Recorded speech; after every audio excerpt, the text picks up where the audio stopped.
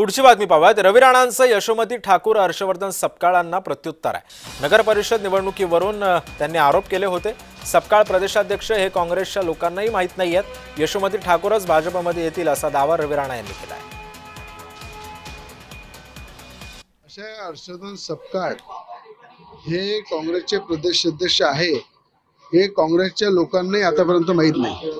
आणि चिखलदरा काय आहे, कुठं आहे, चिखलदऱ्याच्या लोकांच्या मूलभूत गरजा काय, चिखलदऱ्याच्या जनतेला काय पाहिजे हे हर्षवर्धन सपकाळला त्याचं नॉलेज नाही आहे।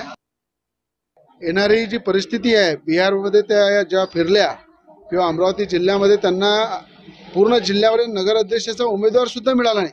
सगळे उमेदवार मुस्लिम आहे। मुस्लिम उमेदवार शोधू त्यांना काँग्रेसला लढावं लागून आलं। अशी परिस्थिती काँग्रेसची झालेली आहे।